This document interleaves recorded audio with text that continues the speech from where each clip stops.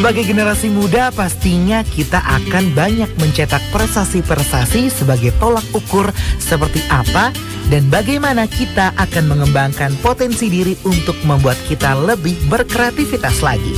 Dan tentunya dengan melakukan hal-hal yang menjadikan kita remaja yang banyak prestasinya. Saatnya kita konsenin obrolan seru remaja berprestasi. Pro 2 FM Denpasar, suara kreativitas hits banget. Kawasan Metropolis, saya Muruk 70 Denpasar, Bali. Selamat siang Sobat Kreatif, ketemu lagi sama Gema Olivia di gelaran Bali Breeze edisi Minggu 1 Januari 2017 sampai nanti di jam 6 sore pastinya ya.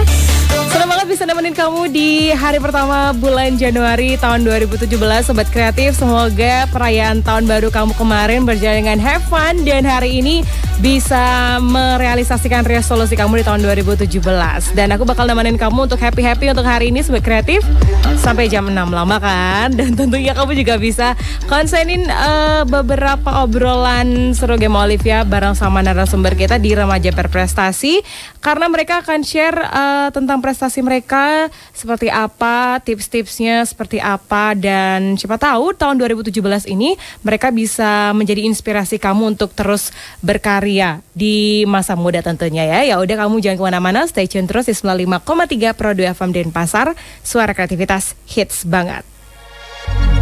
Burning lights hang overhead, body high, swimming in my bed. We ignite, we're slipping like sand. Don't you know you excite me like that? When you touch me like that, got me running right back. Want it, I want it, I want it, I want it, I want it now. Kita harus tarik nafas dulu yang dalam-dalam untuk menikmati udara segar di tahun 2017 Sobat Kreatif. Semoga semuanya sehat-sehat untuk siang hari ini, dan Gema Olivia mau langsung aja sapa dulu partner baru Gema di Remaja Berprestasi. Halo, selamat siang. Selamat siang. Hai, kenalin ini Sobat Kreatif, ada Elsin. Saya hai dulu sama Sobat Kreatif Elsin. Hai Sobat Kreatif. Yes, gimana kabarnya Elsin hari ini? Elsin baik. Untuk Baik. Gema sendiri gimana? Baik juga. Tahun baruan kemana Elsin? Tahun baruan sama aja ya kayak tahun-tahun sebelumnya. Jadi cuma di rumah aja nih. Di rumah aja. Sambil nikmatin kembang api. Kembang api. Ya udah, kita nggak usah kemana-mana ya, karena kemana-mana juga macet. Oke. Bener banget. Oke, Elsin, kita sekarang sudah punya 2 narasumber untuk pagi hari ini. Siang hari ini di Remaja Berprestasi edisi Minggu 1 Januari 2017. Kita langsung kenalan aja yuk. Ini ada Teja dan Mita. Hai, selamat siang. Hai. Selamat siang. Oke, boleh deh buat Elsin kasih tahu ke Sobat Kreatif sebenarnya Teja ini siapa, dari mana, dan juga Mita ini sekolahnya di mana dan prestasinya apa aja. Bener banget nih Sobat Kreatif. Jadi di sini kita udah ada 2 narasumber ya, yang ganteng-ganteng dan juga cantik. Di sini ada Teja Mahadiputra dari SMA Negeri 1 Kuta Selatan, dan juga ada Ana Agung Sri Atnyani Paramita dari SMA Negeri 1 Gianyar. Nah, jadi ya Sobat Kreatif, 2 remaja berprestasi ini memiliki segudang prestasi yang mana berkaitan dengan karya tulis nih. Jadi di sini Elsin bakal ngasih tahu karya tulis dan prestasi-prestasi apa aja sih yang udah mereka cetak nih. Nah, untuk Teja sendiri nih, jadi dia pernah meraih juara 2 lomba karya tulis ilmiah Kemah Budaya Badung tahun 2015. Ada juga juara 1 nih lomba debat Kemah Budaya. Lalu sebagai kontingen terbaik juara 2 Kemah Budaya Badung tahun 2015. Ada juga juara 2 lomba cerdas cermat 4 pilar. Ada juga juara 2 lomba karya tulis ilmiah di Fakultas Kelautan dan Perikanan Universitas Udayana. Ada juga juara 2 lomba esai di HDN Denpasar tahun 2016. Ada juga juara 1 lomba karya tulis di Fakultas Kelautan dan Perikanan juga di Universitas Udayana. Oke, kita itu tadi Teja sebagian besar prestasinya di bidang LKTI atau lomba karya tulis ilmiah, ada debat, ada lomba cerdas cermat juga. Jadi buat Sobat Kreatif yang punya interest yang sama Teja, bisa kamu dengerin nanti tipsnya Teja untuk selalu bisa stay di prestasi-prestasi di bidang LKTI, dan kita bakal tanyain habitnya dia di sekolah dengan dengan perlombaan-perlombaan yang dia ikuti itu seperti apa ya. Oke, kita lanjut ke Mita. Kalau Mita prestasinya apa aja? Kalau Mita sendiri nggak jauh beda ya sama Teja di dunia karya tulis juga. Jadi Mita ini pernah mengikuti juara 1 lomba karya tulis ilmiah di jurusan Universitas Udayana. Lalu ada juga juara 1 lomba karya tulis ilmiah di Universitas Negeri Jember. Ada juga juara 3 lomba karya tulis ilmiah di Universitas Udayana juga dengan jurusan farmasi. Dan juga nih ya Kak, dia juga pernah meraih juara 1 lomba karya tulis ilmiah dan juga mewirama di tingkat kabupaten. Wow, banyak banget, amazing. Masih muda-muda nih Sobat Kreatif. Jadi mereka Mita dan juga Teja ini masih kelas 3 SMA. Terus kalau Teja sekolahnya di SMA Negeri 1 Kuta Selatan. Ya, oke. Untuk Teja, gimana nih sampai saat ini Teja, sampai kelas 12 ini kamu sudah meraih sekian prestasi. Menurut kamu, kamu sudah cukup puas gak sih dengan pencapaian kamu sekarang? Mungkin kalau untuk prestasi itu di perlombaan mungkin cukupin dulu sampai sini, masih fokus ke ujian. Oke, jadi setelah kamu dapetin sekian banyak prestasi, menurut kamu masih ada yang perlu dikoreksi nggak sih dari sekian perjalanan kamu itu? Kalau untuk koreksi itu pasti tentu ya, setiap orang tuh kalau untuk prestasi itu juga pasti ada kekurangannya. Jadi masih perlu untuk dikoreksi ke depannya menurut saya. Oke, dan sekarang udah masuk tahun 2017, harapan kamu ke depannya gimana nih untuk pendidikan, prestasi dan masa depan kamu di dunia LKTI ini? Mungkin harapannya ke depannya buat kuliah biar bisa diterima di fakultas yang diinginkan, terus biar dapat nilai memuaskan juga sih pas ujian. Oke, karena memang yang paling dekat itu ya. Karena udah kelas 3 juga Kak. Kelas 3 juga. Oke, kalau Teja statementnya seperti itu. Nah kalau Mita kayak gimana tuh? Kan prestasinya juga sama-sama banyak kayak Teja. Kedepannya harapannya kayak gimana untuk prestasinya kamu? Terus juga kira-kira tahun 2017 itu kamu sudah punya rencana sendiri nggak sih untuk kedepannya kayak gimana? Oke Kak, jadi gini, kalau untuk prestasi itu sih sebenarnya bisa kapan aja kita raih, dan saat ini karena saya lagi kelas 3, jadi saya mau fokus ke ujian dulu. Harapan saya itu biar lulus ujian dan dapat nilai yang memuaskan tentunya, abis itu biar dapat PTN yang diinginkan, biar bisa banggain kedua orang tuanya. Oke, setelah itu baru kita mulai ikut lomba-lomba lagi, mulai mengukir prestasi lagi ya. Oke. Karena tadi sudah dijabarin sekian banyak prestasinya dari Teja dan juga Mita. Kita kayaknya harus break dulu nih, Elsin, Teja sama Mita. Nanti kita bakal tanya-tanya lagi karena pertanyaannya itu banyak banget. Bener kita banget. masih punya waktu yang cukup banyak banget buat ngobrol-ngobrol sama mereka berdua. Jadi buat kamu Sobat Kreatif yang pengen tanya-tanya ke Mita dan juga Teja, bisa langsung aja mention pertanyaan kamu ke Twitter kita di @prodoFM_Denpasar, atau kamu komen di Facebook kita juga boleh di Prodo FM Spasi Denpasar. Kamu masih konserin Remaja Berprestasi Sobat Kreatif sampai nanti di menit ke-50 pukul 11 siang. Kita lanjut lagi buat ngobrol-ngobrol sama Teja dan juga Mita. Kita tanyain dulu yuk, Elsin yuk. Yo, bener banget. Jadi di sini kan rata-rata prestasi yang diraih oleh Teja dan Mita itu adalah karya tulis nih. Nah, jadi mulai kapan sih kalian tertarik untuk mengikuti lomba karya tulis ilmiah gitu? Boleh nih dari Teja, boleh. Kalau Teja itu sendiri sebenarnya untuk ekstra kir itu udah dari kelas 10 ikutnya. Tapi jujur emang kurang aktif karena masih belum tahu sih seperti apa kirnya itu sendiri. Jadi untuk mulai kelas 11 itu sendiri udah dapat diklat, kebetulan dapat kesempatan diklat dari sekolah. Dan dapat ikut juga sih dari kakak kelas. Jadi dari mulai kelas 11 tuh mulai ikut lomba-lomba karya tulis sampai sekarang. Berarti dari SMA kelas 1 ya, kelas 10 SMA tadi ya. Kalau Gung Mita sendiri? Kalau dari saya itu sama sih, sama kayak Teja. Itu dimulainya dari kelas 10. Sebenarnya keinginannya itu udah dari SMP, cuma saya waktu SMP itu orangnya agak malu-malu gitu. Jadi saya jarang banget ikut kegiatan sekolah, dan SMA itu saya mulai memberanikan diri untuk ikut kegiatan ekstra. Dan ekstra yang pertama kali saya ikuti itu adalah karya ilmiah remaja. Dan ada juga dorongan dari kakak kelas saya itu untuk mengikuti lomba-lomba. Katanya kegiatannya itu seru. Kalau dan juga kita itu bisa belajar banyak hal selain IT itu, salah satunya kayak public speaking itu kita bisa dilatih di lomba LKTI. Jadi saya lebih tertarik ikut ekstra itu dari mulai kelas 10. Oke. Jadi semuanya mulai dari kelas 1 ya. Benar Kak. Dari 1 SMA. Terus kalau dari sekian perlombaan yang kalian ikutin kan sudah beberapa kali itu lombanya di universitas-universitas yang ada di Indonesia. Dan tentunya untuk membuat suatu karya tulis ilmiah itu kan membutuhkan waktu. Kebanyakan kalau anak-anak muda itu kan cepat bosan gitu ya. Iya kan? Jadi kalian apa sih yang membuat kalian itu terus bertahan untuk mengikuti perlombaan tersebut dan terus aja semangat gitu. Jadi apa alasannya? Untuk Teja boleh?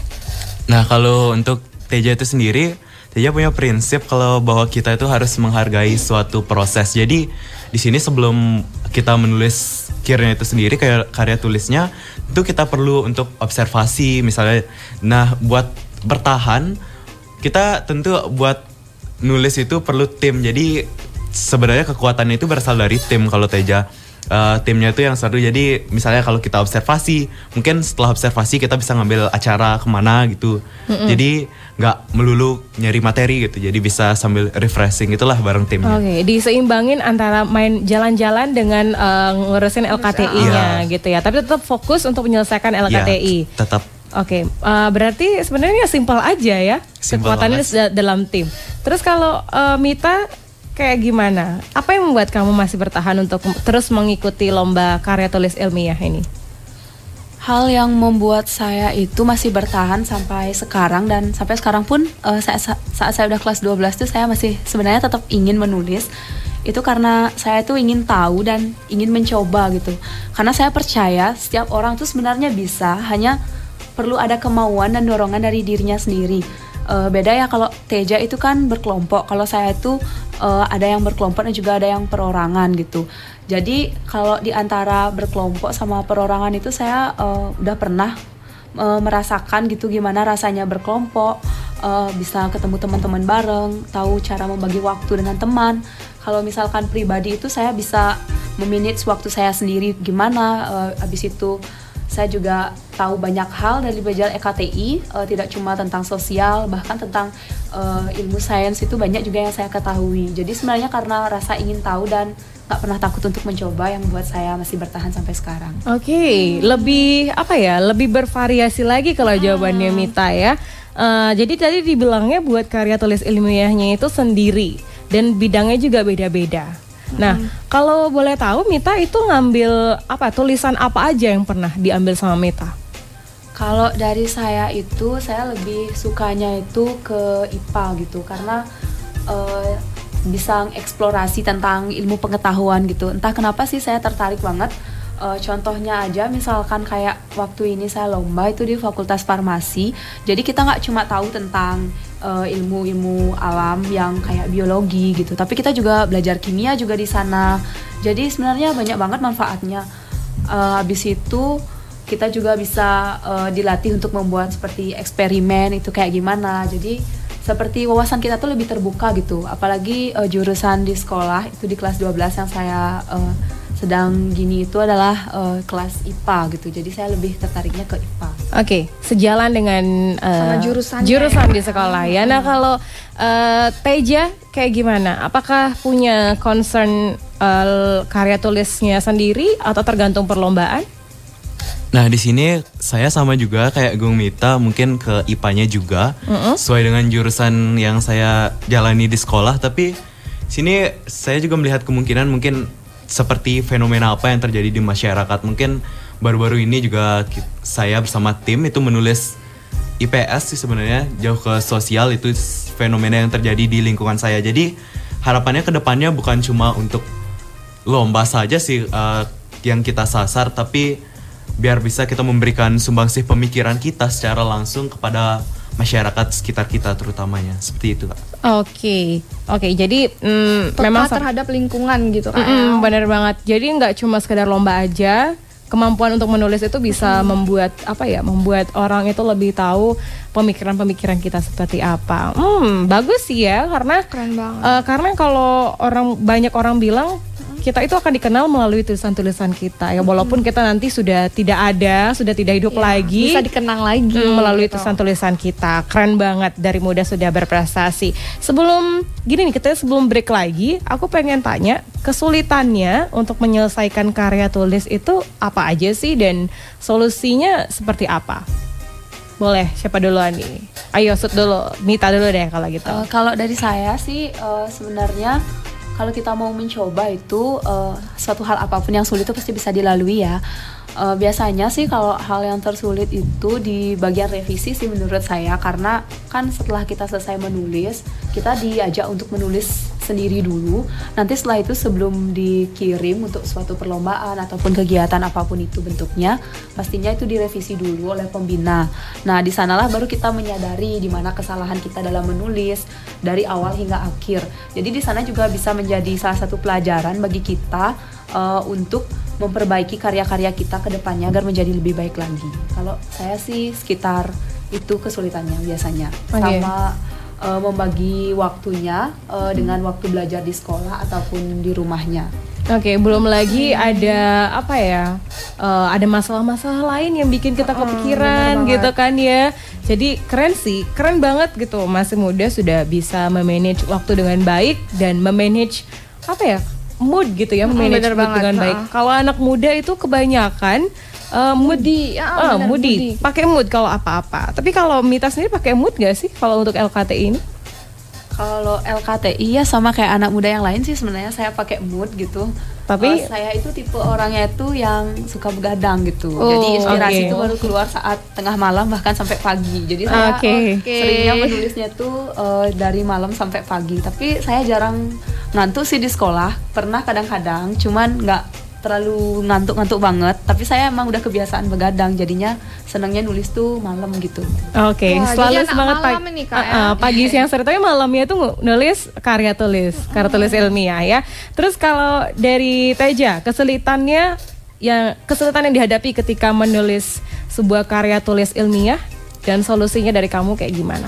Nah, kalau untuk Teja itu sendiri sih kesulitannya itu waktu kita ekspektasi sama realita yang kita dapat itu ternyata nggak bersesuaian seperti itu. Beda banget ya. Jadi waktu kita udah punya ide nih, udah nyoba terus sama revisi, dan pada akhirnya ternyata kesalahannya itu banyak banget seperti itu. Jadi nggak sesuai lah sama apa yang kita harapkan. Di sana itu juga mungkin kesulitan terberat yang saya alami. Jadi selain itu waktu juga sih sama, Kak. Jadi untuk sekolah itu memang padat, gimana kita buat ngatur waktunya, dan jujur itu juga biasanya sampai malam-malam juga sama tim, tapi kita mencoba menikmati itu, bagaimana kita mencoba menikmati. Jadi intinya itu tipsnya hargai prosesnya. Untuk masih dari awal saya menghargai proses. Keren banget. Oke, jadi karena banyak banget, kalau termasuk Gema sendiri juga yang ngerasain proses itu bener-bener sakit banget, bener-bener capek banget. Tapi memang ketika kita konsentrasi, ketika kita fokus untuk melalui proses itu sendiri, kita akan mengambil hasilnya nanti. Bener gitu banget. Ya, wow, menginspirasi banget Teja dan juga Gumita. Semoga buat sobat kreatif yang siang hari ini lagi konsenin 95,3 di acara Remaja Berprestasi juga bisa termotivasi untuk lebih berprestasi, lebih banyak berkarya, lebih fokus terhadap pendidikan, fokus terhadap apa yang kamu sukai. Sobat kreatif di tahun 2017 ini bisa lebih lebih membara lagi semangat ya kamu. Sip lah kalau begitu, kita mau break dulu Sobat Kreatif, karena lintas waktunya sudah 31 menit lepas dari jam 11 siang. Jadi buat Sobat Kreatif jangan kemana-mana, stay tune terus di 95,3 Pro 2 FM Denpasar. 5,3 Pro 2 FM Denpasar, suara kreativitas hits banget. Oke Sobat Kreatif, masih bersama Elsin dan juga Gema di sini, dan juga dua narasumber kita, Teja dan Gumita. Kita lanjut lagi untuk tanya-tanya mereka ya. Silakan Elsin. Oke, untuk Teja dan Gumita nih, dari banyak lomba yang pernah kalian raih atau ikuti, prestasi apa aja sih yang paling berkesan nih? Atau lomba yang paling buat kalian wah atau berkesan gitu selama ini? Boleh dari Teja? Kalau untuk lombanya itu memang kalau setiap kegiatan tuh pasti punya kesan yang masing-masing ya. Semuanya tuh ada pengalaman yang seru banget yang nggak bisa dilupain. Tapi kalau menurut Teja itu walaupun waktu ini sempat ngikutin lomba karya tulis ilmiah di Universitas Pendidikan Indonesia, itu merupakan hal yang paling berkesan buat Teja. Walaupun di sana Teja nggak berhasil dapat juara ya, cuma masuk finalis saja. Jadi gini, Teja punya suatu mimpi yang mungkin harapan dari kecil ya bisa dibilang. Buat suatu saat itu Teja harus keluar Bali gitu dengan hasil jerih payahnya Teja sendiri yang bisa Teja wujudin itu lewat lomba seperti itu. Jadi dari SD mungkin udah pernah ikut kayak sejenis olimpiade gitu, SMP tapi nggak berhasil. SMP juga mencoba ngikut lomba-lomba tapi masih belum berhasil. SMA mungkin ada beberapa kesempatan, jadi pernah ikut kegiatan pelopor penata ruang gitu, jadi tapi belum lolos ke nasional. Dan Utsawe juga nggak lolos ke nasional, cukup kecewa sih sebenarnya. Namun ketika di UPI ini impiannya Teja tuh seperti terwujud seperti itu. Jadi mimpi kecil yang sederhana sekali yang udah dari dulu, jadi paling berkesan buat Teja. Jadi gitu ya Kak, jatuh bangun dulu, habis itu nanti pasti mimpi itu bakal kita wujudin gitu. Jadi jatuh bangun tuh adalah prosesnya. Seperti yang dibilang Teja, nikmatin aja prosesnya. Iya betul banget. Jadi dari sekian obrolannya Teja, jadi kelihatan banget kalau Teja ini benar-benar menikmati proses. Ya udahlah, mau itu sakit, mau itu kayak gimana, dijalanin aja. Yang penting seneng ya Teja ya. Bener banget. Oke, terus kalau Mita, gimana pengalaman yang paling nggak bisa kamu lupain dari sekian lomba yang kamu ikuti? Gitu ya.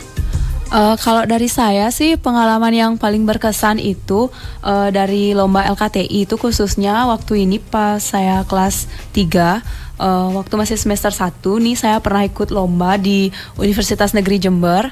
Walaupun hadiahnya itu nggak seberapa ya, kebanyakan orang itu ikut lomba karena mungkin lihat uangnya berapa dapat gitu. Hadiahnya seberapa gitu, jadi bikin semangat kan. Terus gimana tuh? Bukan itu sih, sebenarnya saya pingin keluar sama kayak Teja sih sebenarnya, ikut lomba keluar daerah yang ada di Bali gitu, biar pernah saya menginjakkan jejak saya di Pulau Jawa gitu. Salah satunya contohnya kayak di Jember, yang saya itu dibiayain sekolah, didukung sama sekolah gitu. Jadi kalau misalkan untuk jalan-jalan gitu kan kita ngeluarin uang sendiri nih, biar pernah gitu loh, biar keren gitu rasanya pernah dibiayain sekolah, lomba keluar gitu, bawa nama sekolah. Abis itu juga bisa ketemu teman-teman banyak di sana, dan juga saya bisa ngerasain gimana rasanya jadi orang Bali di tempat orang gitu. Jadi dengan sekian banyak orang-orang yang berbeda agama, berbeda kebudayaan kita yang ada di sana itu, saya bisa ngerasain oh gini ternyata kalau misalkan kita jadi anak rantauan, gini ternyata rasanya kalau jadi orang yang dari daerah lain ke daerah orang gitu. Jadi saya bisa ngerasain gitu suka dukanya di sana. Abis itu proses buat LKTI-nya juga lumayan memakan waktu. Di sana tuh saya harus mengorbankan waktu bersama keluarga. Abis itu mengorbankan jam istirahat saya yang malam. Tapi karena kebetulan juga saya suka begadang, ya udah jadi saya enjoy aja jadinya ngejalaninnya.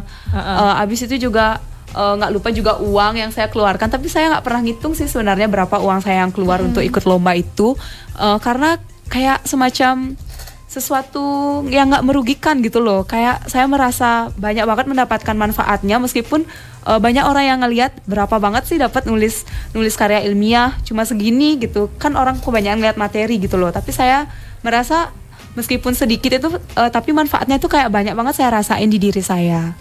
Oke.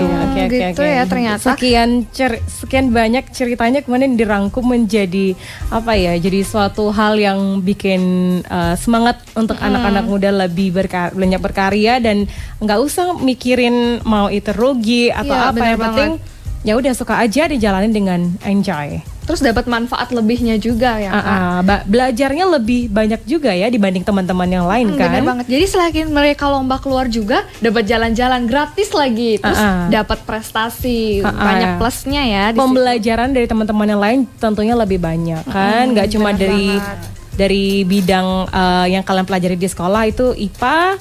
Misalkan kalian ikut lomba karya tulis ilmiah di bidang lain, kalian belajar lebih banyak daripada teman yang lain. Satu tanggal lebih tinggi lah dari teman-teman yang lain. Bener banget. Senang banget ya. Terus lanjut lagi Elsin. Ada lagi nggak nih yang kira-kira kita bisa tanyain? Bener banget. Jadi kan kalian banyak nih udah ikut lomba-lomba kayak gitu. Apa sih bentuk dukungan mungkin yang mensupport kalian untuk termotivasi untuk terus ikut lomba? Mungkin dari orang tua kah? Atau dari sekolah? Atau lingkungan gitu? Bisa diceritain. Mungkin Gong Mita boleh? Kalau dari saya sih ada beberapa hal ya yang mungkin jadi motivasi saya itu. Tentunya yang paling utama itu kita harus bisa motivasi diri kita. Jadi kalau itu nggak mulai dari kita, siapa lagi? Masa orang lain yang harus membangun, sedangkan dia juga harus membangun untuk dirinya sendiri kan pastinya.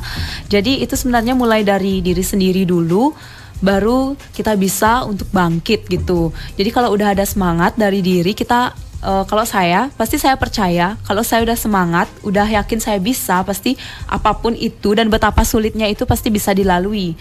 Terus juga dukungan dari guru-guru. Nah di sekolah tuh guru-guru tuh selalu mendukung, apalagi saat dispensasi. Misalkan kalau saya nyetor tugasnya tuh terlambat gitu, pasti gurunya tuh selalu mengerti gitu dan mendukung. Selain itu juga nggak lupa doa dari orang tua. Nah orang tua tuh selalu support dan memberikan support yang paling besar. Setiap orang itu pastinya pernah gagal kan, nggak mungkin setiap orang itu selalu berhasil, dan nggak mungkin juga setiap orang itu selalu ada di atas.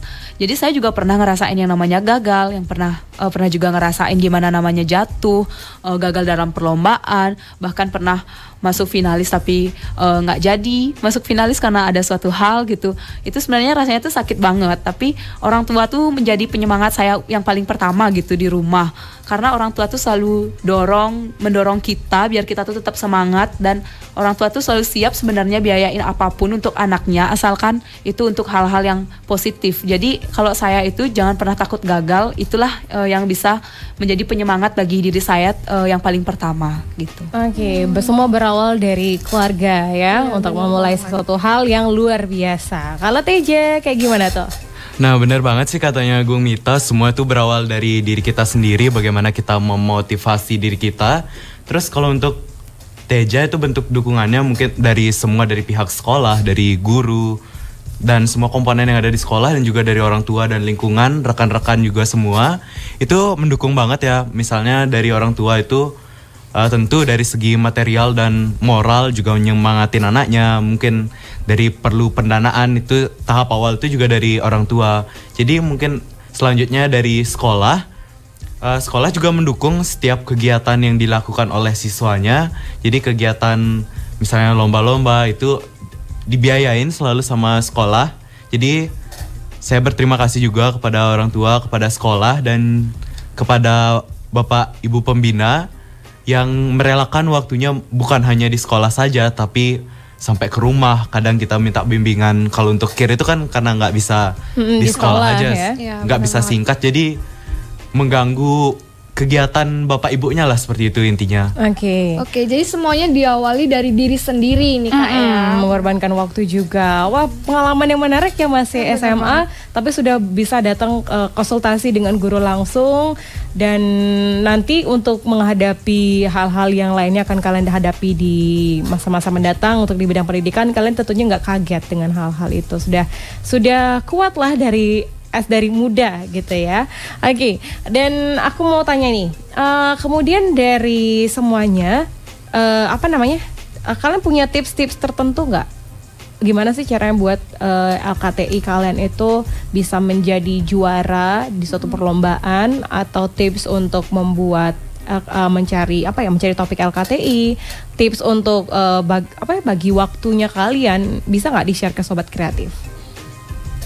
Nah kalau tipsnya yang pertama, kalau buat LKTI itu, kalau Teja sih sama tim, jadi kita usahakan nyari topik itu yang mungkin ada di sekitar kita. Jadi karena kita keterbatasan di masih SMA, masih terbatas waktu, biaya, dan pengetahuan kita untuk melakukan penelitian yang lebih lanjut seperti itu intinya. Jadi kita carilah topik yang berada di sekitar kita. Kemudian untuk waktu, jadi waktu belajar memang kita sudah dituntut seperti di sekolah itu ada waktu pembelajarannya dari Senin sampai Sabtu jam sekian sampai jam sekian. Jadi untuk itu kita jadikan sebagai acuan. Yang kalau kegiatan lain itu di luar kegiatan sekolah itu sendiri. Mungkin kalau belajar saya juga sama seperti yang dibilang sebelumnya, anak muda itu moody banget ya. Kalau bisa dialihin sebenarnya, misalnya sekarang lagi pada tulangan nih belajar, terus bosan, atasin rasa bosannya itu mungkin bisa diatasin ke nulis gitu. Jadi atau baca novel lah atau apa sejenisnya kalau memang terbatas akan waktu. Jadi kalau memang waktunya banyak bisa dipakai keluar atau kemana dulu refreshing sebentar. Oke, jadi memang hobinya gitu ya Kak, suka nulis, suka membaca gitu juga. Tips-tipsnya semoga berguna buat sobat kreatif dan apa ya? Keren banget lah. Kalau aku sih selalu terinspirasi kalau ketemu anak-anak muda di remaja berprestasi. Terus kalau Gomita, kira-kira ada nggak tips-tipsnya untuk buat membuat suatu karya tulis ilmiah? Kalau dari saya sih ya, untuk membuat karya tulis ilmiah itu ada beberapa tips. Itu sebenarnya kalau misalkan kita ingin menulis, jangan pikirkan apa yang akan kita dapat setelah kita menulis gitu. Jadi nulis saja dulu semaksimal yang kita bisa, buat semaksimal dan sebagus yang kita bisa gitu. Karena membuat sesuatu dengan mengharapkan imbalan itu sebenarnya kita nggak bakalan dapat apa gitu. Jadi kenapa enggak kita coba menulis gitu dengan maksimal mungkin gitu. Jangan dulu mengharapkan juara gitu, karena namanya juga mencoba kan. Nggak ada salahnya untuk kita mencoba, dan jangan juga pernah takut untuk gagal, karena kegagalan itu akan membuat kita bangkit lagi dan bahkan lebih kuat saat kita berada di tempat yang paling tinggi. Dan banyak orang yang mengatakan kalau masa SMA tuh masa-masa paling indah. Jadi di masa-masa SMA ini sebenarnya juga kita bisa nggak cuma cinta ya, tapi kita bisa mengukir prestasi, biar ada nanti kenang-kenangan yang suatu saat nanti kita ceritakan saat kita udah kuliah, udah lulus kuliah, bahkan udah kerja, kita ceritakan kembali ke teman-teman, ke adik-adik kita, keponakan, dan seterusnya. Jadi jangan lupa juga untuk mengingat doa dan mohon doa restu kepada orang tua, karena tanpa itu semua tidak akan bisa berjalan dengan lancar. Wih, sip lah, luar biasa sekali. Kita kasih aplaus dulu buat teman-teman yang hadir siang hari ini, keren banget. Semoga kalian bisa menjadi inspirasi dari orang-orang terdekat kalian untuk mereka lebih semangat untuk mencapai apa yang kalian capai, bahkan lebih ya. Dan lintas waktunya sudah 48 menit lepas dari jam 11 siang. Yang paling terakhir banget, gue pengen minta ke kalian, ke Teja dan juga Gomita, untuk kasih pesan ke sobat kreatif. Kira-kira apa pesan untuk memotivasi sobat kreatif untuk lebih berkarya? Boleh dari Teja. Untuk sobat kreatif, jangan takut buat mencoba suatu hal yang baru. Mungkin dari Teja, kalau kalian misalnya punya suatu hobi atau suatu bakat tertentu, ya salurin aja. Mungkin awalnya nggak bakalan terlihat. Misal nulis gitu, awalnya dicoba dikirim buat ikut lomba, tapi ternyata hasilnya nggak dapet. Jadi jangan nyerah sampai sana, coba aja terus. Kemudian dari itu sih sama seperti yang saya katakan sebelumnya, itu kita hargai prosesnya. Dicoba dan selalu menghargai proses. Well, singkat, padat, dan jelas. Langsung ke Gomita, kira-kira ada nggak pesannya buat sobat kreatif? Kalau pesan untuk sobat kreatif yang di rumahnya lagi dengerin, itu ada sedikit pesan. Mungkin buat kalian yang punya kemampuan sama kayak Teja tadi, bisa diungkapkan, bisa dikeluarkan, jangan dipendam, karena sesuatu yang terpendam itu tidak akan terlihat gitu. Jadi digali biar terlihat gitu, biar nanti nampak sebenarnya apa yang kita miliki yang bisa kita berikan kepada dunia gitu. Habis itu juga jangan pernah takut mencoba, dan saya tuh percaya satu prinsip, tidak akan pernah ada hasil yang mengkhianati usaha. Jadi kalau kita mau berusaha, pasti hasilnya juga sama dengan usaha yang kita lakukan. Wow, keren banget. Jadi harus terus berusaha, selalu mencoba, jangan takut gagal, terus juga menghargai proses, dan jangan lupa untuk berdoa. agar apa yang kita lakukan semuanya itu bisa berjalan dengan lancar. Baiklah kalau begitu, terima kasih banyak untuk Teja dan Mita yang sudah mampir di Pro FM Denpasar di hari pertama tahun 2017. Sangat luar biasa sekali karena teman-teman ini bisa menyempatkan waktunya untuk sharing hal-hal positif dan memotivasi sobat kreatif untuk lebih berprestasi lagi di tahun 2017.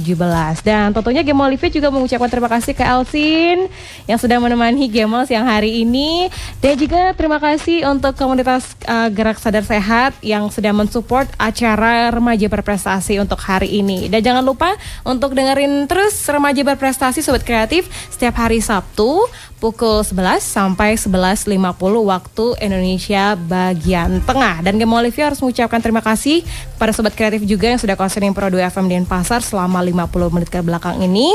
Dan setelah ini kita akan mengaturkan Puja Trisandia. Jadi buat kamu jangan kemana-mana, stay tune terus.